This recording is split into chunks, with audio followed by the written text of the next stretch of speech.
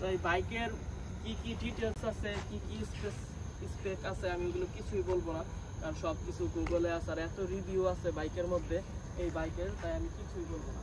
এই বাইকের মধ্যে আমি কি কি প্রবলেম পাচ্ছি তা বলবো।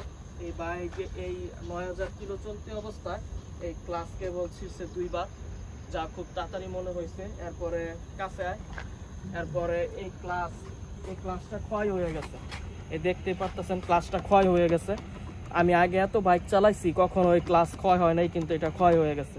কেন ক্ষয় হয়েছে আমি জানি না, ক্লাস ক্ষয় হয়েছে। এরপরে ক্লাসের যে সুইচ আছে, এই ক্লাসের সুইচও নষ্ট হয়েছে। আমি একদম জেনুইন রিভিউ দিব। এরপরে ক্লাসের সুইচ নষ্ট হওয়ার কারণে কি হয়েছে, এটা যদি গিয়ারে পড়া থাকে, ক্লাস ধরে যদি আমি সেলফ স্টার্ট দিই, বাইক স্টার্ট হয় না, কিন্তু কিকে স্টার্ট হয়।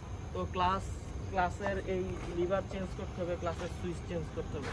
এরপর আরটিআর এর জন্মগতভাবে সমস্যা, ওর গিয়ার সেন্সর নষ্ট। প্রত্যেকটা বাইকের ওর গিয়ার সেন্সর নষ্ট থাকে, আরটিআর 4B। তো এটা কোন গিয়ারে দেই, এটা মানে কিনার 2-3 দিন পর থেকেই এই সমস্যা।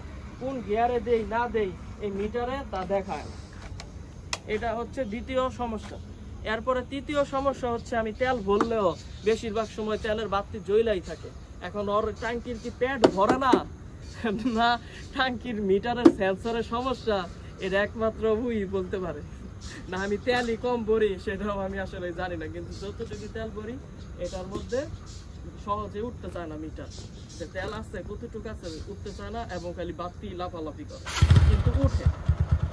9000 কিলো পর্যন্ত বাইকের ইঞ্জিন খুব ভালো সাপোর্ট দিচ্ছে। বাইকের ইঞ্জিনে একবারও হাত দেওয়া লাগে না, এবং সাউন্ডও খুব সুন্দর। আমি সাউন্ড আপনাদেরকে শোনাই দিই।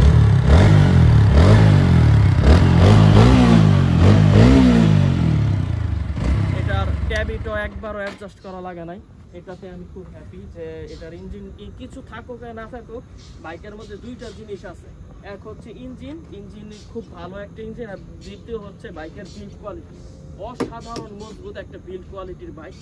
আর বাইকে চেঞ্জ করা হয়েছে আজ পর্যন্ত 9000 কিলোতে একবার এয়ার ফিল্টার চেঞ্জ করা হয়েছে, আর এই সামনের ব্রেক শো কিছুদিন আগে চেঞ্জ করা হয়েছে, ওইটার ভিডিও আমার চ্যানেলে আছে। আর সার্ভিস দেওয়া হয়েছে, রেগুলার যে সার্ভিসগুলো ওগুলো দেওয়া হয়েছে। আর তেমন কোনো কাজ করানো হয় নাই বাইকে। বাকি সব দিক দিয়ে বাইক খুব ভালো, বাইককে আমি খারাপ বলবো না। বিষয় হচ্ছে আপনি 2,20,000 15-20-এর মধ্যে আপনি একটা বাইক চান, এখন তো 2,15,000-20-এ বাইকই নাই, তাও 150 সিসির একটা 4 বাল্বের বাইক, এত পাওয়ারফুল একটা বাইক, এটা আসলে অনেক বড় কিছু একটা কথা। আমার এবিএস না থাকলে প্রবলেম হয় না, আমি ব্রেকে আমি আগে আরটিআর চালাইছি, তো আমার হাতে আইসা পড়তে বাইক। আর আরেকটা জিনিস নষ্ট হয়েছে, এটা আরো 1-1.5 কিলো আগেই নষ্ট হয়েছে, বল রেসার। এখানে বল রেসারটা চলে গেছে, বল রেসারটা আমি এখনো চেঞ্জ করে নেই, কারণ চেঞ্জ করলে আবার নষ্ট হবে, তাই বল রেসারটা কিছুদিন পরে চেঞ্জ করব। এই বল রেসারটা প্রায় 7000 কিলোতে বল রেসারটা চলে গেছে আমার, 7000 বা 6500 কিলোতে বল রেসার চলে গেছে। এছাড়া বাকি সব কিছু ঠিক আছে, বাইকের মোটামুটি ভালো আছে বাইক। আর বাইকের হেডলাইটের আলো অনেক ভালো লাগছে আমার, মোটামুটি চলে। এই প্রাইজের মধ্যে এই বাইক আমার মতে বেস্ট।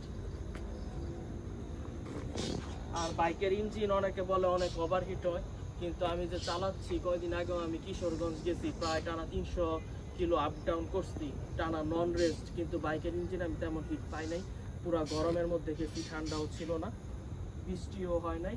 তো ইঞ্জিন একটা জিনিস ভালো দিচ্ছে, ওরা ইঞ্জিন অনেক ভালো দিচ্ছে। আর এই বাইকের যে এয়ার কুল না, তো ইঞ্জিন অয়েল কুল একটা ইঞ্জিন, এই অয়েল কুল আসলেই কাজ করে।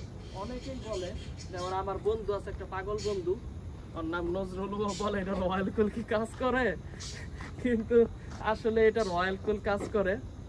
ইঞ্জিন গরম যেহেতু হয় না, মানে অয়েল কুল আসলে কাজ করে। আর আমি খুব হাই রেটিং করি বাইকটাকে, তো ইঞ্জিন ওভারহিট হওয়ারই কথা, কিন্তু হয় না। আর আমি তো চালাই সচরাচর বাইক, এটা চালানোর তো অনেক ভিডিও আছে, ওগুলো তো দেখতে পারেন, তাই আমি আজকে চালাই আর রিভিউ দিলাম না, আমি থেমে বাইকটার রিভিউটা দিলাম। তো আমার চ্যানেলকে সাবস্ক্রাইব করবেন বন্ধুরা, লাইক দিবেন ভিডিওকে। Thank you.